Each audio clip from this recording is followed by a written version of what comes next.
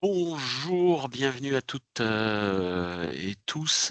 Donc pour ma part, je m'appelle Stéphane Affilé, j'occupe le poste de directeur de clientèle chez Vfleet Infogérance depuis quelques années. Mon collègue Audran, responsable de l'équipe des consultants Microsoft 365, va vous présenter ce webinaire pour toute sa partie technique.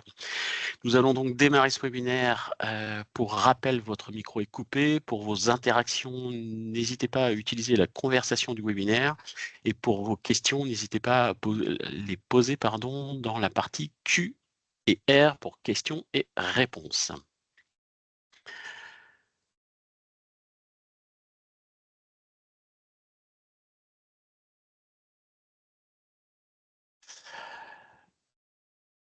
Donc, le sujet du jour, c'est SharePoint, qui est un espace de stockage en ligne qui est adapté pour stocker vos données bureautiques dans le cloud et mettre en place un portail d'entreprise appelé intranet.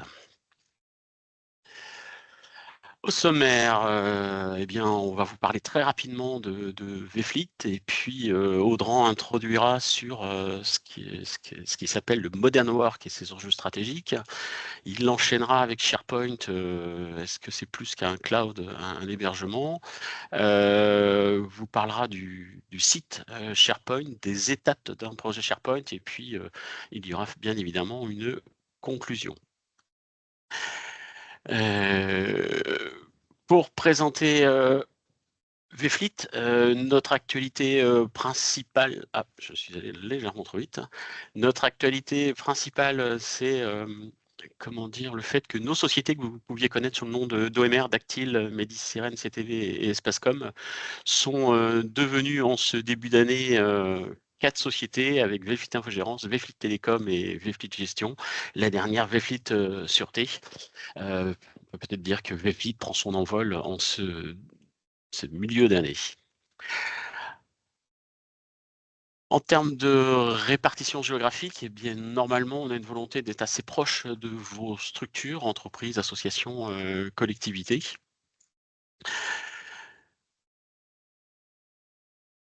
Nos métiers, aujourd'hui, ils sont au nombre de 5 et Vfleet Infogérance porte principalement les métiers de la cybersécurité et toute la partie système, réseau et cloud, dans laquelle est logée bien évidemment toute la brique Microsoft 365. On a donc 3 autres métiers, le télécom que nous portons pour partie au sein de Vfleet Infogérance, toutes les applications de gestion et bien évidemment toute la partie sûreté. Notre approche, au-delà des différents items, c'est surtout le fait que nous travaillons en mode projet, l'écoute pour mieux vous accompagner, de façon à vous apporter la solution la plus adaptée. Quelques rappels sur les bonnes pratiques de Microsoft 365. Tout d'abord, tout projet doit commencer par une partie d'audit d'analyse. Il faut étudier les composantes pardon, de votre projet, évaluer l'existant, c'est-à-dire quels sont vos usages actuels et savoir un petit peu jusqu'où vous voulez aller. Ensuite, l'accompagnement, c'est forcément le sujet qui aura autant d'importance que le premier et la formation qui suivra. C'est la mise en place tout simplement du cahier des charges, c'est également le montage du plan d'accompagnement et le maquettage du projet, et ça sera l'élaboration qui est très importante de la stratégie de déploiement et de l'intégration des différents outils. Et enfin, la formation, eh bien, c'est forcément l'utilisateur et puis la montée en compétence des différents profils que sont l'utilisateur, le concepteur et aussi la partie administrateur. Je vais passer la main à Audran, de façon à ce qu'il rentre dans le vif du sujet. Yes. Alors, merci Stéphane pour cette introduction qui nous mène tout droit vers le sujet de ce webinaire, à savoir donc SharePoint Online, réussissez votre transition vers le cloud. Tu peux couper ton micro et ta vidéo si tu le souhaites. Alors, j'ai tendance à débuter mes webinaires en expliquant le titre que j'ai choisi. Pas de surprise ici, on va bien parler de SharePoint et SharePoint Online, pour être plus précis. et c'est ce online qui nous amène tout droit vers le cloud. Alors, je ne vous fais pas l'affront de vous expliquer ce qu'est un cloud, mais il est quand même important d'expliquer finalement son rôle. Donc, le rôle du cloud, en premier lieu, c'est de s'affranchir côté client de la partie infrastructure, de la partie mise à jour et de la partie maintenance notamment. Tout ça, c'est géré par le fournisseur, quel qu'il soit, et nous, on se concentre sur le reste. Mais le cloud, c'est surtout une disponibilité et une accessibilité qui est maîtrisée au sein de l'entreprise. On maîtrise qui, quand, comment, où et avec quoi, avec quel appareil. Et finalement, surtout le cloud, ça répond aux nouvelles exigences des environnements de travail modernes et des nouvelles habitudes des salariés. Vous connaissez la phrase «le changement, c'est maintenant». Eh ben, à l'échelle du cloud, cette phrase remonte à un petit moment désormais et l'avènement des solutions globales comme Microsoft 365. Alors oui, le changement, c'est maintenant, mais surtout le changement, bah, c'est tout le temps. On change de système de messagerie, on change d'outils collaboratifs, on change de plateforme de stockage, on change son CRM, on change son ERP, etc., etc. Donc finalement, peu de répit dans l'univers des solutions numériques. Il y a toujours un projet à venir. Et ce n'est pas l'avènement de l'IA actuellement qui va freiner tout ça, bien au contraire. Et donc le point commun de toutes ces solutions que l'on vient de lister, eh bien, c'est le cloud. C'est le fait de rendre disponibles les ressources de son organisation de partout et tout le temps, en cassant finalement les limites physiques de l'entreprise et des serveurs on-premise. Donc, je refais un petit point sur le modern work.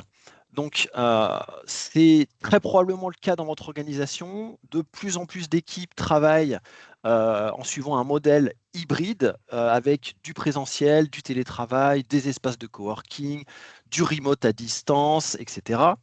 Et finalement, tous ces espaces de travail différents, eh bien, ils engendrent de nombreux enjeux stratégiques pour vos entreprises autour de sujets clés comme la collaboration, l'engagement, la satisfaction, la rétention. Je vous en balance plein comme ça, mais on peut vite se retrouver submergé parce que ça fait beaucoup de choses à maîtriser.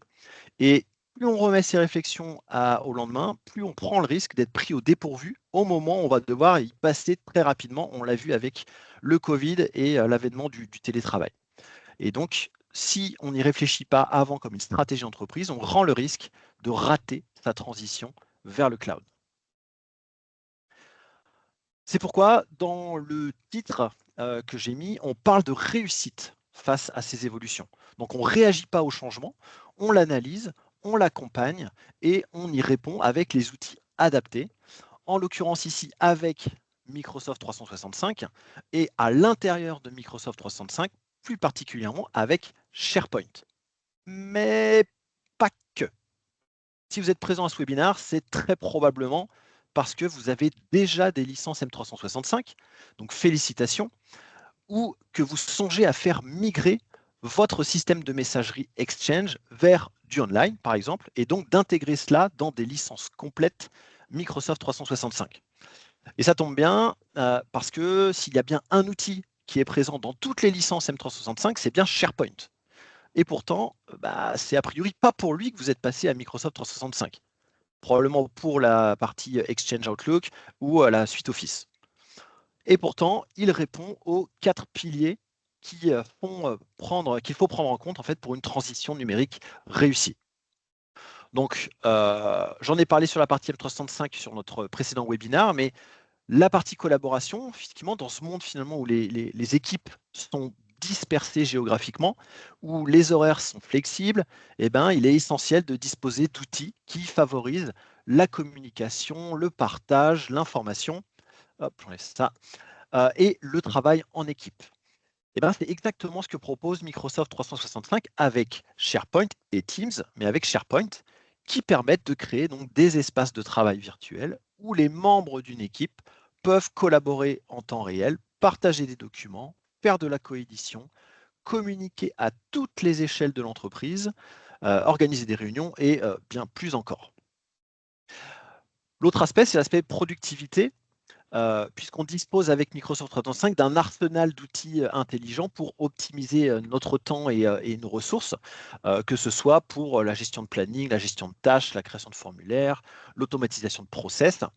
Et tout ça, on va pouvoir le retrouver directement sur SharePoint ou accessible via SharePoint. On verra comment ça se traduit tout à l'heure. Cette accessibilité, justement, c'est le point fort du cloud.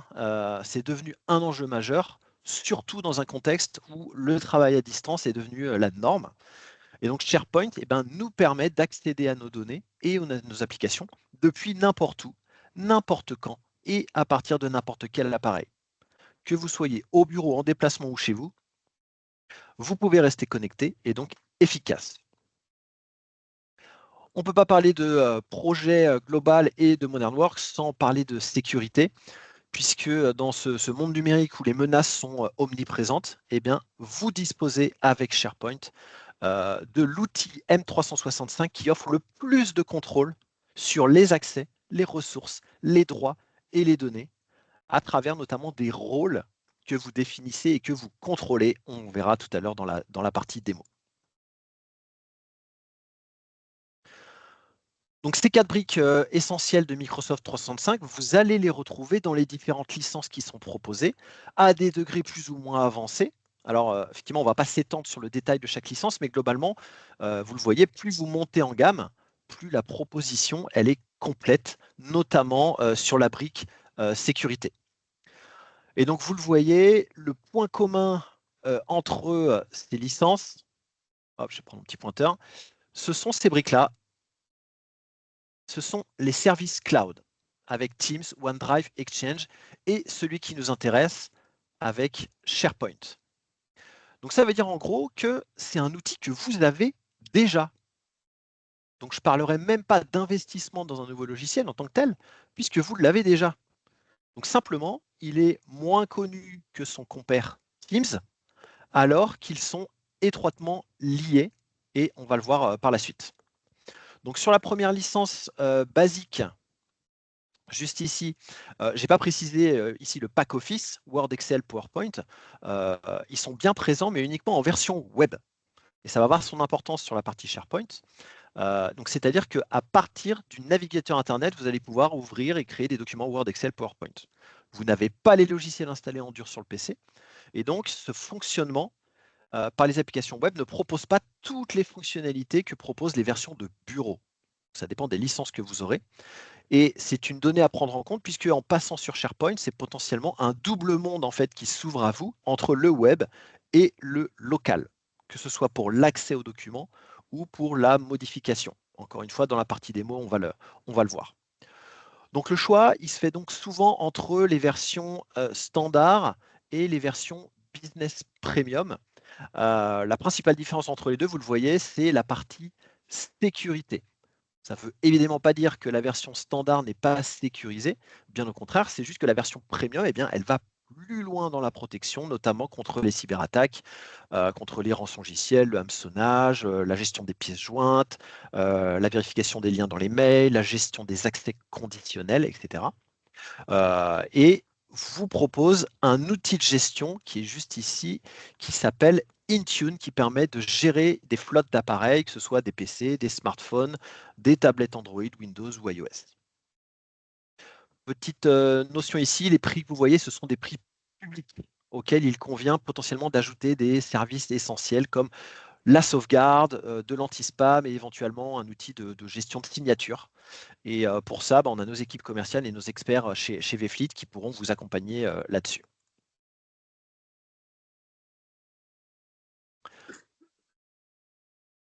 Donc le cloud, on en a parlé, c'est le maître mot de la plateforme M365. Et c'est finalement ce qui relie tous les outils Microsoft et principalement 3 d'entre eux, à savoir OneDrive, Teams et SharePoint. Dans chacun de ces 3 outils, vous allez pouvoir créer et partager du contenu, que ce soit en interne dans votre organisation ou en externe. Et vous allez pouvoir stocker vos documents, vos ressources en vous affranchissant de votre serveur local. Donc se pose souvent la question, ok, mais alors c'est quoi la différence entre ces 3 outils-là, Teams, SharePoint et OneDrive? Et bien justement, la différence principale, c'est ce qui les relie, c'est le partage, le stockage et ce côté cloud. Et figurez-vous qu'on a tendance à le dire, la réponse, c'est écrit dessus. Donc OneDrive, comme son nom l'indique, ça veut littéralement dire un disque dur. Et donc, c'est comme l'est un disque dur, un espace de stockage pour y placer tous vos documents, Word, Excel, PowerPoint, images, vidéos, PDF, etc. Donc très bien, alors je peux remplacer mon serveur local par OneDrive si je peux y stocker toutes mes données.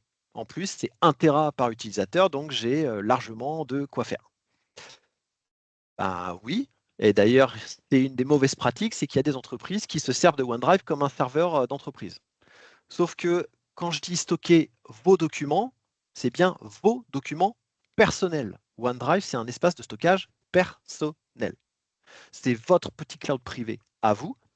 Donc, vous pouvez partager les fichiers qui y sont stockés, mais il n'a pas vocation à héberger des documents d'équipe ou des documents qui vont avoir trait à toute l'entreprise. On a ensuite Teams. Donc, comme vous êtes bilingue et que ici on parle bien d'équipe, et comme OneDrive, on va pouvoir y stocker et partager des documents. Mais pour le coup, justement, au sein d'équipes établies, si vous utilisez Teams, vous connaissez le principe, vous créez des équipes, vous partagez des documents, et on partage ça en rajoutant une dimension d'échange en temps réel et de réunion. Donc, dans chaque équipe Teams, les collaborateurs, eh bien, ils vont pouvoir partager des documents, et pour les partager, eh bien, il faut bien qu'ils soient stockés quelque part, ces documents. Eh bien, figurez-vous que ce quelque part, eh bien, c'est SharePoint. Et donc, si vous avez déjà partagé des fichiers via Teams, alors vous avez déjà utilisé SharePoint, mais dans sa dimension équipe. Et donc, le dernier, c'est SharePoint, qui, comme son nom l'indique, a pour vocation le share, donc le partage, l'accès à l'information. Et le point, c'est l'espace ou la zone de partage. Donc, dit comme ça ressemble à OneDrive, mais le maître mot ici, ce n'est pas le One, c'est le share, et donc le partage à l'échelle de toute l'entreprise. SharePoint, c'est votre serveur de fichiers dans le cloud, mais potentiellement bien plus encore, et c'est ce qu'on va détailler en la suite. Donc, on a bien 3 niveaux de cloud dans M365, un niveau personnel avec OneDrive, un niveau équipe avec Teams, et un niveau entreprise avec SharePoint. Donc, reprenons avec SharePoint, justement. C'est le sujet de notre webinaire principalement aujourd'hui. Et donc, la majorité des entreprises ont eu l'habitude de fonctionner avec un serveur en local, répliqué d'une façon ou d'une autre pour la sauvegarde 1 ou 2 fois, pour lequel il fallait gérer la maintenance, la mise à jour, la partie matérielle, logicielle, l'accès, la sécurité. J'ai listé ici effectivement tous les ressources potentiellement nécessaires. Et finalement, pour des entreprises de type PME, des collectivités, des établissements scolaires ou autres, qui n'ont pas toujours les ressources en interne, eh bien, maîtriser tout ça peut être coûteux et complexe. Et finalement, nombre d'entre elles font appel à des partenaires compétents sur le domaine pour l'infogérance, comme Vfleet par exemple. Et donc, avec l'arrivée du Flex Office, il a fallu rendre accessible ce serveur de fichiers à distance. D'où la mise en place parfois d'outils lourds comme des VPN ou éventuellement des serveurs RDS. Et bien, SharePoint, c'est tout simplement l'outil qui va vous permettre de simplifier tout ou partie de cette infrastructure en basculant votre serveur de fichiers dans le cloud. Donc là, j'ai listé un peu tout ce que propose SharePoint. On va en détailler une partie après, mais effectivement, on peut centraliser des données, partager des documents, faire de la coédition, gérer l'accès aux ressources, gérer le versionning, contrôler les accès, etc., etc., etc. On va en parler désormais.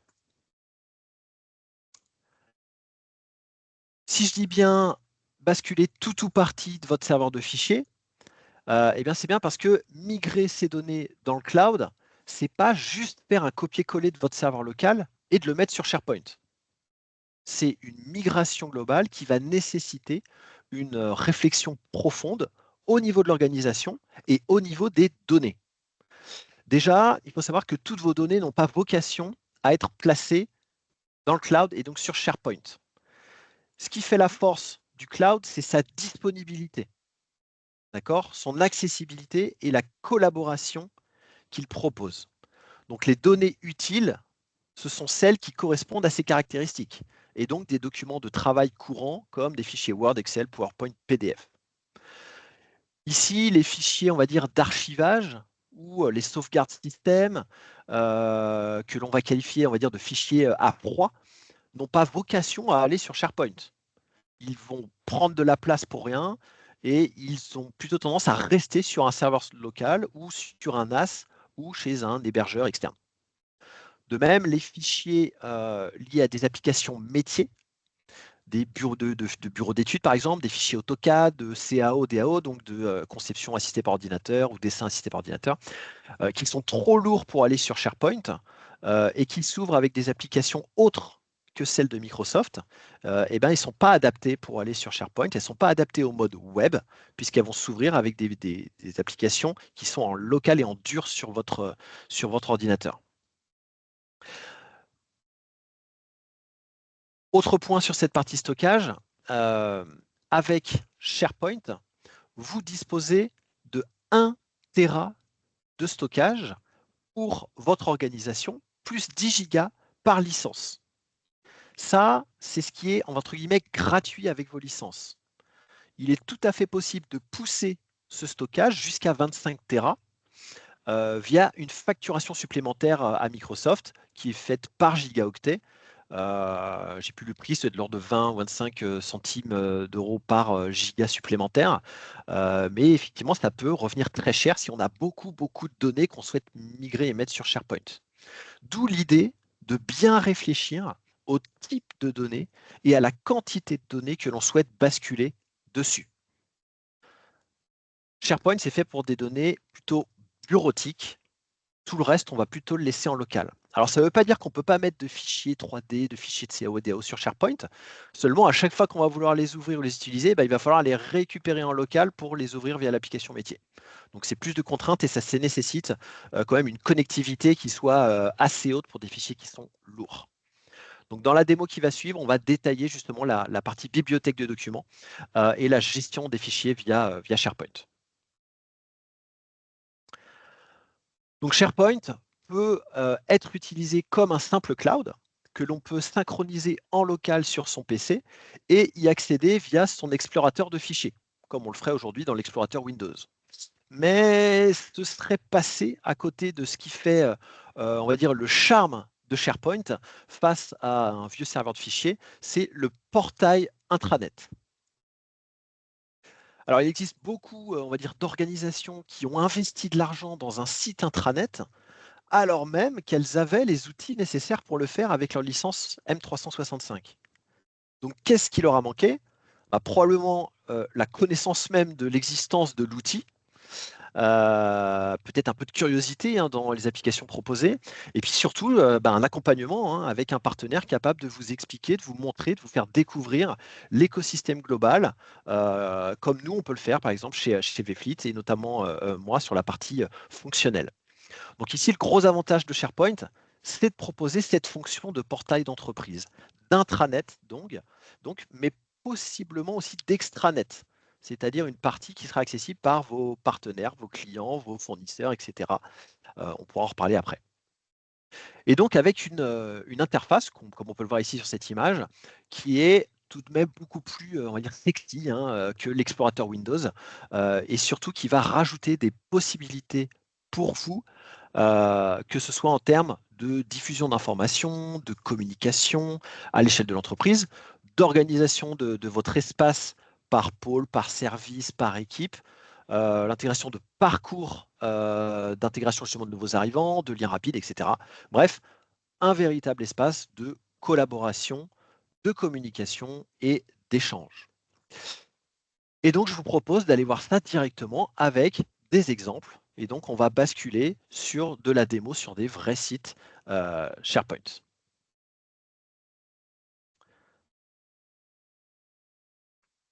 Hop,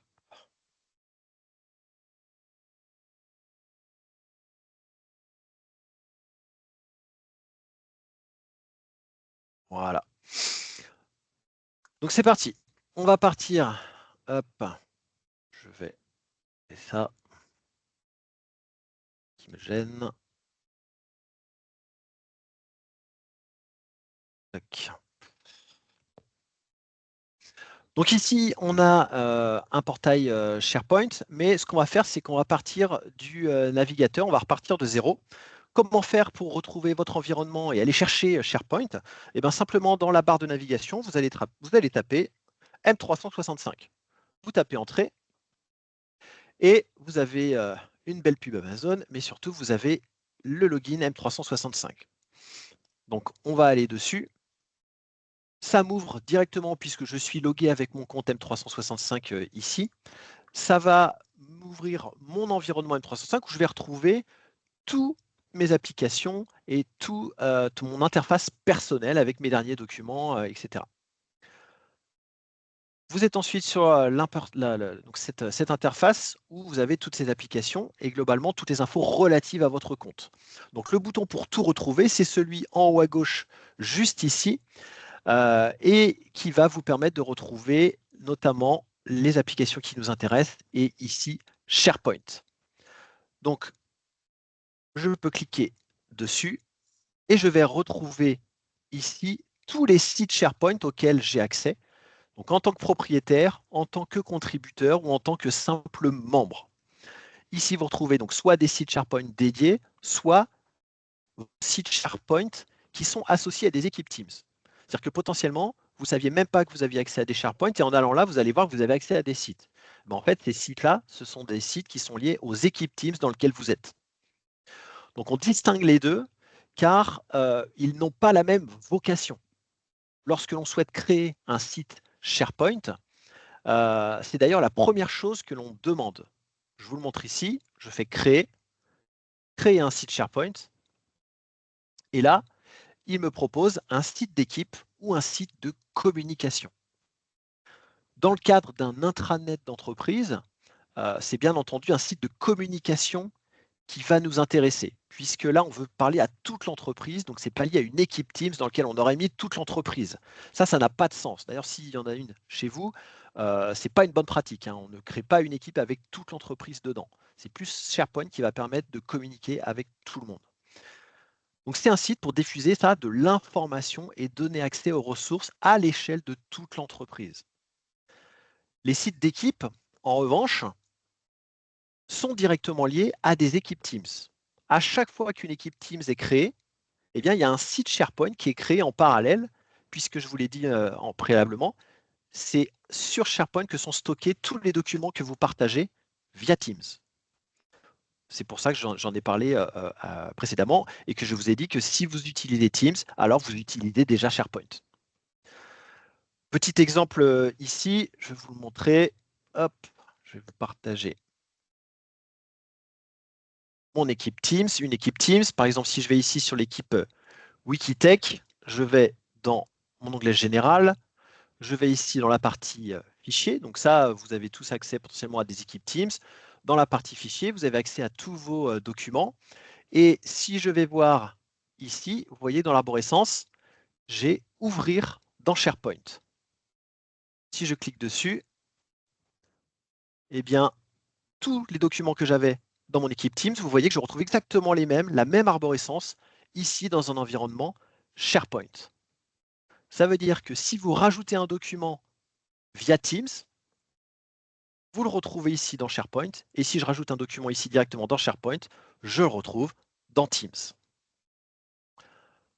Donc, on va différencier et distinguer les sites entre les sites, on va dire, institutionnels et les sites liés à des équipes, des services ou même des projets. Mais globalement, les deux peuvent cohabiter. Je vais vous montrer ça. On va passer sur un environnement de démo en partant de zéro. Oui. Donc là, je vais ouvrir une fenêtre in private. Je vais retaper M365. Je me retrouve ici. Je suis sur la page Microsoft. Donc vous pouvez retrouver votre environnement ici. Et là, ce que je vais faire, c'est que donc, je vais me connecter. Je vais me connecter avec un autre compte. Hop, celui-ci. Pourquoi je ne me suis pas logué en avance? Tout simplement pour vous montrer ceci. Donc là, je me log. Et là, vous voyez, j'ai tapé mon mot de passe et il me demande un autre moyen d'authentification en me fournissant un code que je vais devoir rentrer sur mon téléphone. Donc là, j'ai reçu une notification sur mon téléphone. Je dois rentrer le code 74 et valider. C'est ce qu'on appelle le MFA, l'authentification multifacteur. Donc là, j'ai deux façons de me connecter. Une partie donc avec le mot de passe et l'autre partie avec mon téléphone. Ça peut être aussi avec une clé FIDO, une clé physique que l'on rentre sur le PC. L'idée, c'est d'avoir deux types de connexions différentes, une avec un mot de passe et une avec une action physique. Donc ça, c'est ce qu'on appelle le MFA. C'est présent sur les différentes licences, notamment la standard et la premium, qui peuvent être plus ou moins poussées suivant ce que vous avez. Donc là, je vais repartir sur mon SharePoint. Je retrouve, comme je vous l'ai montré tout à l'heure, tous les sites sur lesquels j'ai accès. Et je vais vous montrer un site démo qu'on a fait pour un client, pour un maquettage. Donc ici, on a l'exemple d'une organisation qui est un établissement scolaire, en l'occurrence, qui souhaite bénéficier d'un espace commun à toute l'entreprise, puis de plusieurs espaces dédiés à leurs différents services. Ici, ressources humaines, secrétariat, comptabilité, facturation. Le premier besoin, donc, c'est le portail intranet, ici, avec une page d'accueil, comme vous en trouvez sur des sites Internet, sauf qu'ici, l'accès, il est régi par les comptes Microsoft 365 de l'entreprise. C'est en ça que c'est sécurisé, c'est que ce site, il n'est évidemment pas référencé ni trouvable via un moteur de recherche type Google ou Bing. Ce portail, vous le voyez, il ne ressemble pas du tout à un serveur de fichiers. Il est quand même beaucoup plus agréable que de naviguer dans une arborescence basique. C'est un peu plus ce qu'on appelle user-friendly. Et surtout, il est totalement personnalisable avec ce qu'on appelle des composants. Ici, j'ai les accès en tant que propriétaire du tenant et en tant que gestionnaire du SharePoint. Donc, en haut à droite, ici, je peux modifier.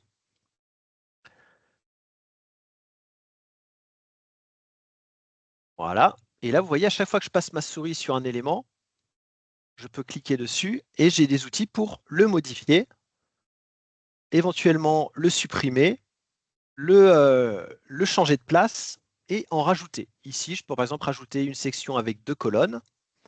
Et dans chaque colonne, je vais pouvoir aller choisir un ensemble de composants, une bibliothèque d'images, des liens rapides, des vidéos via stream, des liens YouTube, des conversations, des actualités, des calendriers, l'organigramme de l'entreprise, etc., etc. Vous voyez, j'ai un ensemble de composants, des rapports Power BI pour ceux qui l'utilisent, qu'on peut donner accès ici, l'accès à des formulaires. On peut vraiment choisir entièrement et configurer cette page de la façon dont on souhaite. Donc, étant admin gestionnaire, je peux le modifier. J'ai accès ici à la modification entière de cette page, la création de sections, la suppression de composants. Donc, je ne vais pas faire le détail de tous les composants. Hop, je vais supprimer cette partie-là. Je vais ignorer les modifications. Mais globalement, eh bien, c'est vous qui choisissez et la limite, eh ben, c'est l'imagination globalement là-dessus. Donc, pourquoi vous ne retrouvez pas de site SharePoint identique? C'est parce que personne n'a les mêmes besoins, les mêmes choix, les mêmes envies d'une structure à une autre. Donc, je peux bien sûr aussi modifier l'apparence globale du site. J'ai la petite roue en haut à droite crantée qui me permet de modifier l'apparence. Et donc, je peux soit choisir des thèmes prédéfinis, ici, soit rajouter un thème qui va correspondre à la charte graphique de mon entreprise.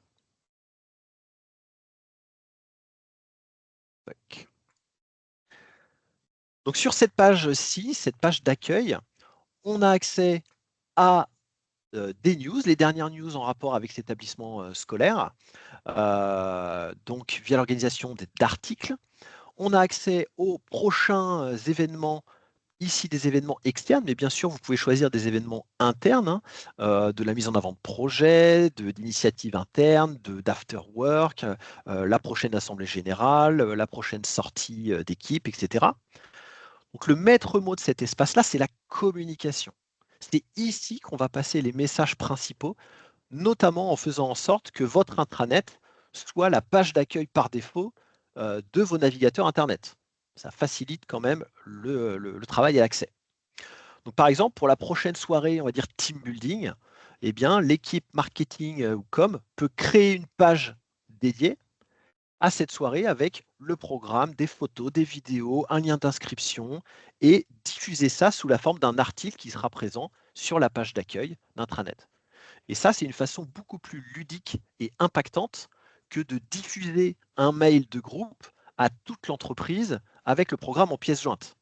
Ça, c'est une mauvaise pratique, il faut arrêter de le faire. Ça remplit les boîtes mail, ça pollue et ça crée du versionning de documents. Il vaut mieux donner accès à un document via SharePoint, via un lien, plutôt que d'envoyer ça par pièce jointe. Donc, outre ces aspects, on va dire, événements et communication, SharePoint, c'est la possibilité de donner accès à toutes les ressources nécessaires aux collaborateurs de l'entreprise. Exemple ici avec ce menu d'accès rapide aux outils qu'ils utilisent le plus. Donc, l'espace numérique de l'établissement scolaire, la gestion des inscriptions pour les nouveaux arrivants, leur espace d'outils Microsoft 365, le fameux espace pour les notes avec Pronote et les autres outils qu'ils utilisent, notamment la gestion du self, par exemple. On y retrouve ici aussi des outils pour créer des formulaires, pour créer des plannings, pour créer des rendez-vous avec les différentes parties et les différentes personnes de l'entreprise. Et on y retrouve aussi un lien vers éventuellement des chaînes YouTube, la bibliothèque de documents de l'ensemble des personnes qui ont accès à ce site et d'autres informations que l'on souhaite. Encore une fois, tout ça, c'est pas figé. Ça peut évoluer très rapidement en fonction des nouveaux besoins. Le fond, la forme, les composants, les liens, comme je vous l'ai dit, la seule limite presque, c'est l'imagination et la compétence des personnes en charge de SharePoint chez vous. D'où l'importance, dans un projet de migration, de ne pas faire l'impasse sur la formation. On va le voir, mais dans tout projet SharePoint, il y a forcément une étape de formation, au minimum du minimum, sur les personnes qui seront concepteurs, gestionnaires de la partie SharePoint.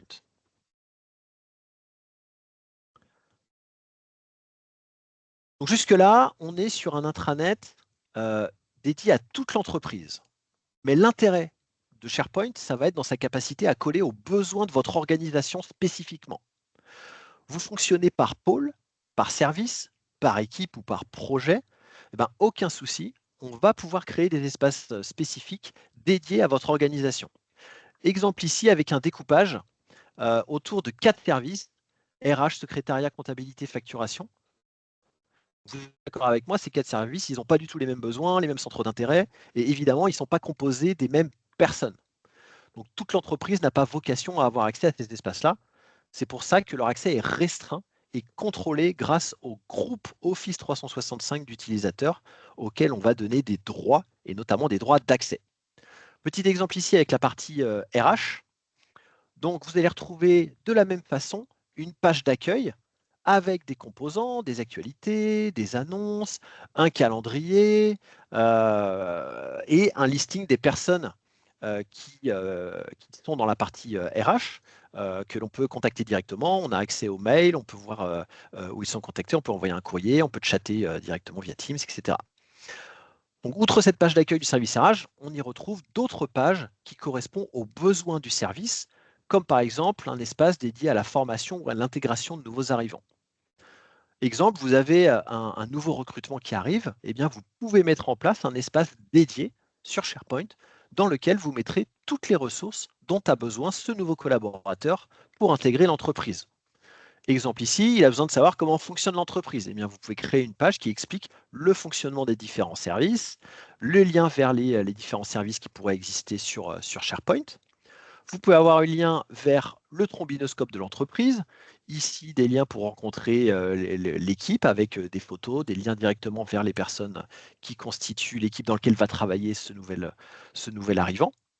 Et potentiellement un lien vers votre, on va dire, cartable numérique de formation interne afin qu'il apprenne le fonctionnement de vos outils, de vos procédures, etc. via des documents ou via des vidéos que vous auriez créées, que vous avez à disposition. Et puis, il a bien sûr accès à la partie documentaire à la bibliothèque de documents de l'entreprise, où il pourra retrouver, par exemple, si je vais dans la partie intégration, où il pourra retrouver ses contrats, les procédures internes, l'accès aux règlements de l'entreprise, je sais pas, les documents liés au prêt de véhicules, du PC, de smartphone, etc., etc. Bref, le choix, il est large et encore une fois, il est sans réelle limite. Vous identifiez un nouveau besoin, et bien très rapidement, vous pouvez créer une nouvelle page et faire évoluer votre intranet.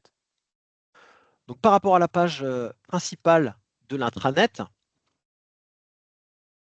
hop, vous remarquez qu'il y a une petite différence. Je ne sais pas si vous le voyez, mais ici, il y a ce petit logo à côté du nom. Je glisse ma souris dessus et ça me dit accéder au canal Microsoft Teams. Et oui, car ici, il ne s'agit pas d'un site de communication, on est bien dans l'équipe RH et c'est l'équipe Teams de l'équipe RH. Et donc, en cliquant dessus, eh bien, j'arrive directement dans Teams. On va utiliser l'application web. Et on se retrouve dans Teams directement. Donc, je me log avec ce compte-là. Donc, moi, en l'occurrence, là, j'ai choisi de l'ouvrir via la partie web, mais bien sûr, vous pouvez choisir de l'ouvrir via le client lourd, donc en dur sur votre PC. Donc, comme expliqué précédemment, SharePoint et Teams, ils sont intimement liés et principalement à deux niveaux. La partie membre, toutes les personnes qui avaient accès au SharePoint RH sont dans cette équipe RH et inversement. Et donc ici, dans la partie fichiers, eh bien, tous les fichiers, hop, je repars à la racine, tous les fichiers qu'il y a dans la partie RH ici, je vais retourner dessus. Hop, tous ces fichiers ici, c'est bien les mêmes que je retrouve dans l'équipe Teams. Si je retourne dans la partie intégration, je retrouve bien mes 3 fichiers liés à l'intégration. Donc vous voyez, c'est intimement lié et je peux aller soit dans l'un, soit dans l'autre pour stocker, modifier et créer des documents. Donc je vous l'ai dit ici, on a 4 services distincts. RH, secrétariat, comptabilité, facturation. Et chacun de ces services, eh ben, il a sa propre bibliothèque de documents privés. Chaque service n'a pas accès aux bibliothèques des autres services, à moins qu'un admin ne l'ait autorisé pour des besoins spécifiques. Vous avez potentiellement des personnes qui ont des postes transverses et qui ont besoin de pouvoir naviguer d'une bibliothèque et accéder à des documents qui sont dans l'une ou l'autre. Eh bien, avec SharePoint, vous allez pouvoir gérer les droits d'accès de façon très précise par individu ou par groupe d'individus. On conseille néanmoins de ne pas complexifier les niveaux d'accès au risque de se retrouver avec, on va dire, une usine à gaz. Donc, rentrons un peu plus en détail sur la partie documentaire. Dans SharePoint, je repars à la base de mon intranet.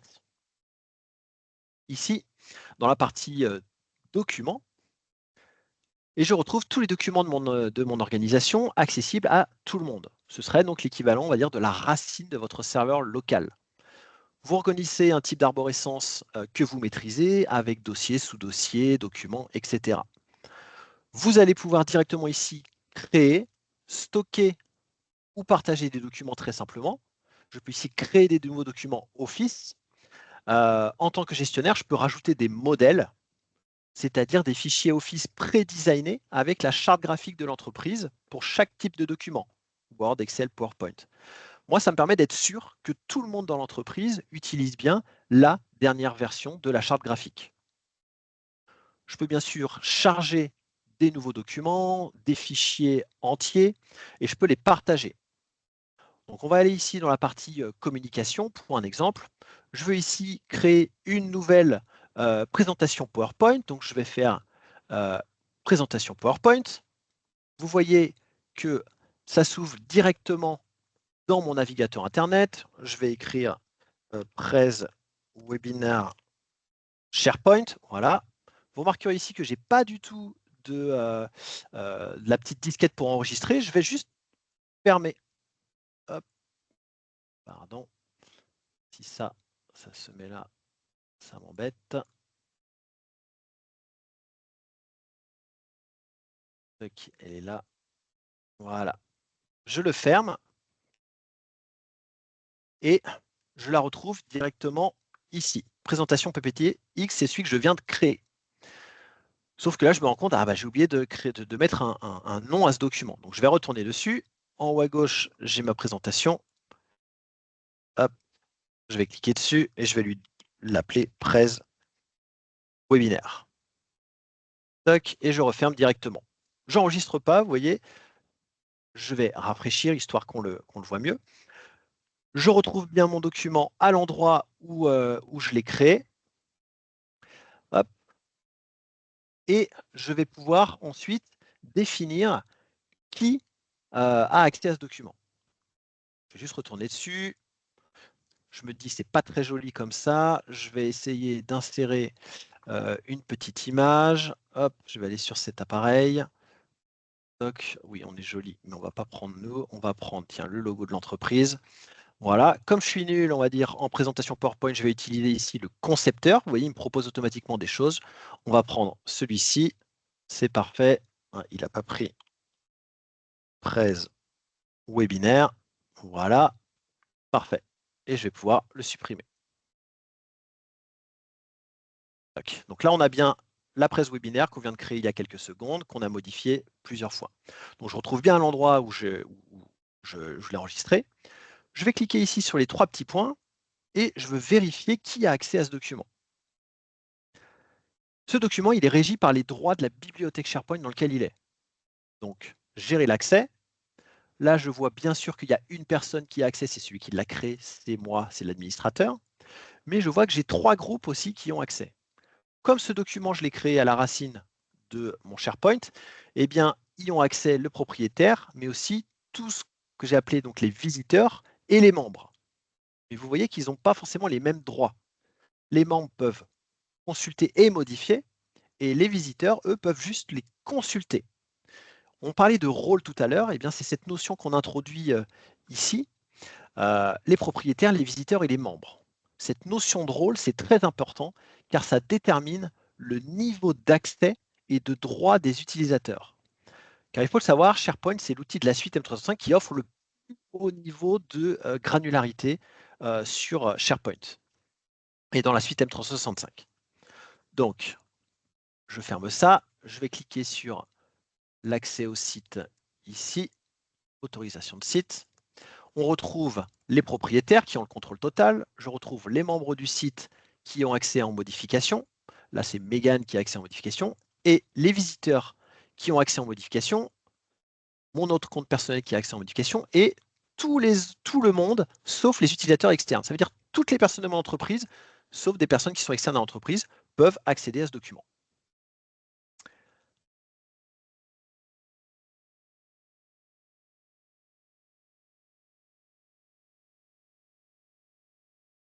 Tac. Donc, outre les 3 groupes de base, on voit que je peux avoir ces différents et je peux octroyer des droits directement ici. Donc, je vais juste retourner ici. Je vais aller dans les paramètres un peu avancés. On ne va pas rester longtemps ici parce que c'est pour des gestionnaires, on va dire, administrateurs. Mais ce qui peut être intéressant, je peux gérer ici et je sélectionne le niveau d'autorisation. Ici, vous voyez que je peux donner différents types d'autorisation, le contrôle total, la conception, la modification, la collaboration ou juste la lecture seule. Je peux même créer d'autres niveaux d'autorisation si je le souhaite.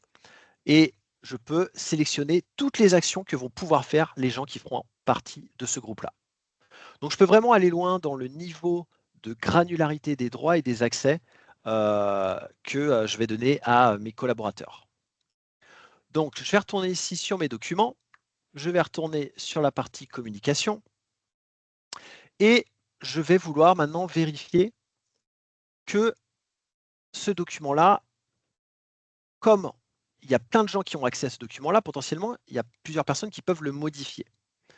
Donc là, je vais pouvoir cliquer sur les 3 petits points et aller vérifier ce qu'on appelle l'historique des versions. Vous vous souvenez, on l'a ouvert, on l'a fermé, on l'a remodifié, on l'a refermé, etc. Donc on voit ici les différentes versions du document qui ont été générées et je peux très facilement restaurer une ancienne version du document. Ça, c'est très utile et c'est un des gros avantages par rapport à un serveur de fichiers, c'est que eh bien, je vais pouvoir revenir et restaurer, voir les modifications qui ont été effectuées par quelqu'un alors qu'il n'aurait pas dû. Il a peut-être écrasé des données, il a peut-être modifié des choses qu'il n'aurait pas droit. Et bien là, je vais pouvoir le voir directement ici. Donc, on l'a vu, chaque service pourra avoir sa propre bibliothèque de documents, son propre petit serveur local en quelque sorte dans le cloud et gérer son arborescence comme il le souhaite. Donc s'il y a des documents précis auxquels l'équipe accède très souvent, alors vous pouvez tout à fait créer une page dédiée avec un accès rapide sous forme de bouton à cliquer. Je vais vous montrer maintenant juste un autre SharePoint. Hop, on va se mettre sur celui-là. Ici, c'est un site SharePoint que j'ai créé autour de M365 pour nos équipes commerciales. Et donc, si je vais dans la partie formation ici, ils ont par exemple accès directement au catalogue de formation, soit dans la visionneuse, PDF ici, soit directement en cliquant sur le lien ici, et ça ouvre le PDF dans une nouvelle page directement. C'est celui-ci. En l'occurrence, ici, le site que j'ai créé, il est accessible pour eux qu'en consultation. Ils n'ont même pas le droit de télécharger les documents. Alors pourquoi je fais ça? Eh bien parce qu'ici, je vais initier une bonne pratique et endiguer le versionning. Ce document, ce catalogue de formation, il est amené à évoluer, il est amené à être modifié. Et moi, je souhaite donc que les équipes aient toujours la dernière version, celle que j'upload ici. S'ils téléchargent le document pour l'avoir sur leur PC, eh ben, ils n'auront pas la dernière version à présenter aux clients ou à consulter. Donc, je m'évite cet écueil en leur interdisant de le télécharger. Alors, c'est un peu extrême, mais ils savent où retrouver ce document, ils peuvent le mettre en favori s'ils ont besoin, mais j'aurais pu fonctionner différemment.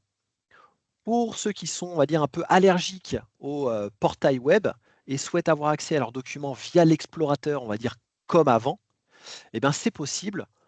Je vais aller dans la partie documents ici et je peux cliquer ici sur synchroniser. D'accord? En cliquant sur synchroniser, SharePoint va intégrer l'accès à ces documents directement dans mon explorateur sous le domaine de mon organisation.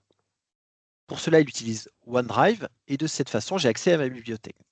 Je vais vous montrer ça. Je ne clique pas parce que je l'ai déjà fait. Voici ici mon arborescence. Ici, j'ai mon groupe VFleet. Et ici, j'ai ma bibliothèque M365. Donc, on retrouve bien le catalogue de formation, les images, Calliope, les ressources Microsoft. Et donc, c'est bien exactement la même chose que j'ai sur mon SharePoint. Sauf qu'ici, il est en local, directement accessible à partir de mon explorateur Windows. Donc, c'est une synchronisation. C'est-à-dire que quand je crée ou je modifie un document ici, il va se synchroniser avec SharePoint. D'accord? Ce n'est pas un doublon des documents. Attention, il est inutile de synchroniser l'entièreté d'une bibliothèque en local. Déjà parce que potentiellement, la bibliothèque elle est plus lourde en termes de stockage que ce que peut contenir votre disque dur. Parce que bien sûr, quand vous le synchronisez, il récupère les choses en local, donc ça prend de la place sur le disque dur. Mais en plus, je peux bien sûr supprimer des documents qui vont aller derrière dans la corbeille et je peux les récupérer jusqu'à 93 jours, me semble.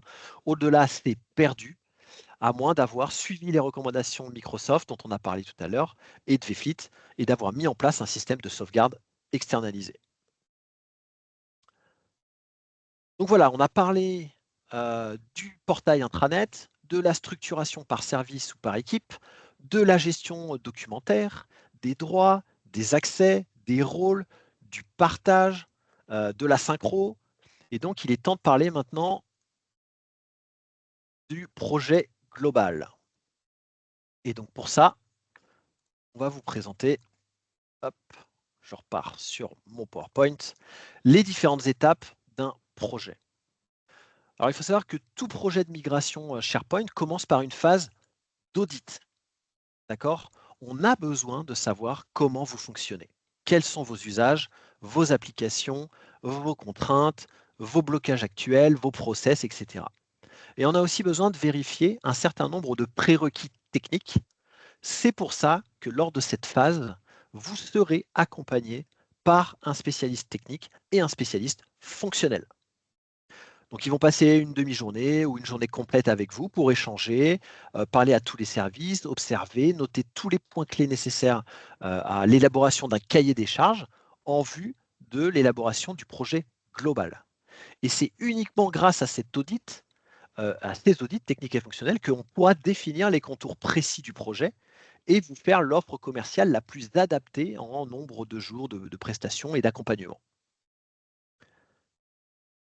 La deuxième étape, eh bien, c'est une fois ce cahier des charges établi et validé, on va dire contractuellement, eh bien, on va pouvoir avancer sur la phase de production, c'est-à-dire la conception même de votre espace SharePoint en fonction de ce qui a été décidé d'un point de vue organisationnel.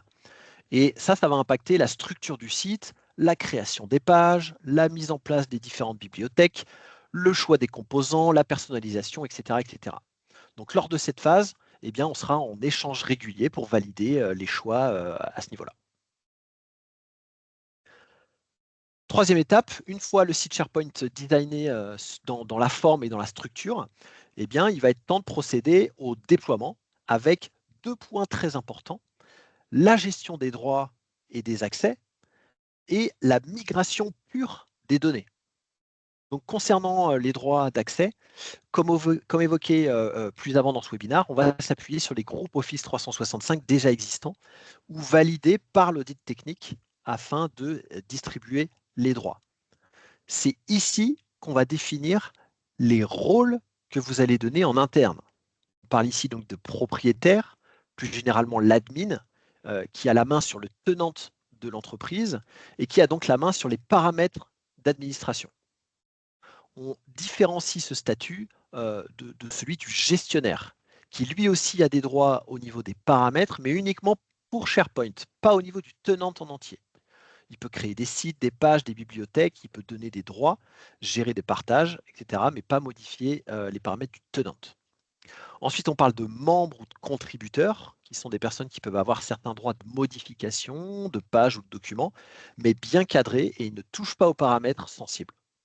Et puis en dernier, il y a les utilisateurs, les visiteurs, on va dire, qui naviguent sur le site, qui peuvent consulter les pages, le contenu, ouvrir, lire des documents, etc., en rajouter. Donc on a tous ces rôles-là. Pour la partie migration de données, c'est là où il y a deux écoles. La migration, on va dire, par étape ou la migration complète. Soit on migre toutes les données d'un coup selon la nouvelle organisation, soit on procède par étapes, par service par exemple, afin de faire une transition, on va dire, plus en douceur, mais qui sera forcément plus longue. Si on migre tout d'un coup en complet, ça nécessite de bien coordonner ça avec de la formation, sinon vous vous retrouvez avec un nouvel outil sans savoir l'utiliser. Pour la version par étape, eh bien, on migre d'abord un service, on voit comment ça se passe, on règle les éventuelles erreurs de migration, puis on avance service par service en accompagnement par de la formation. C'est pour ça que l'étape 4, eh bien, ça nous amène directement vers la formation. Avoir un super projet technique, c'est top, mais si on n'embarque pas les utilisateurs, eh bien, on va dans le mur. Le choix du ils apprendront sur le tas, ça ne fonctionne pas. On l'a vu avec toutes ces entreprises qui se sont équipées des outils M365 à cause du Covid, et pour mettre en place du télétravail du jour au lendemain. Le résultat, c'est un niveau totalement disparate de maîtrise et de connaissance des outils. Des usages détournés, un côté très réfractaire car il est subi finalement, et au final, un taux d'adoption qui est malheureusement ridicule. Donc s'il y a bien une étape à ne pas négliger, c'est ce côté, on va dire, humain, de monter en compétence des équipes sur les outils pour acquérir au minimum les bonnes pratiques. Donc à ce niveau, nos formations, elles sont justement axées sur la prise en main en conditions réelles et donc une exploitation immédiate dès le lendemain ou dès la sortie de la salle dans l'environnement du collaborateur. Et donc on propose différents niveaux de formation qui correspondent au rôle que l'on a défini en amont, admin, gestion, contributeur, utilisateur. Donc en tant que formateur de métier, ne négligez pas la formation des utilisateurs finaux, c'est-à-dire ceux qui ont le moins de droits sur SharePoint, parce que ce sont eux qui sont les plus nombreux et eux qui feront la réussite de l'adoption. Sur les formations, on ne s'arrête pas à SharePoint, parce que vous l'avez compris, il est très lié avec Teams et OneDrive, et donc on parle de formation globale autour des outils M365. Donc voilà, on a globalement fait le tour de ce superbe outil qui est SharePoint et des possibilités qu'il offre et qui répond aux 4 piliers d'une transition numérique réussie, à savoir la collaboration, la productivité, l'accessibilité et la sécurité. Et donc, c'est la grande force de Microsoft 365, c'est l'interopérabilité de toutes les applications Microsoft avec SharePoint et donc entre elles. Et c'est ce qui représente le mieux à travers SharePoint l'accès facilité et sécurisé aux personnes, aux données, aux ressources et aux informations de votre organisation. Je termine en vous rappelant que VFleet peut vous accompagner sur la définition de vos besoins par rapport à vos usages, l'accompagnement à l'intégration, le déploiement, la formation, etc. Et bien sûr à la gestion globale de votre système d'information et votre système informatique, puisqu'on est spécialisé dans l'infogérance.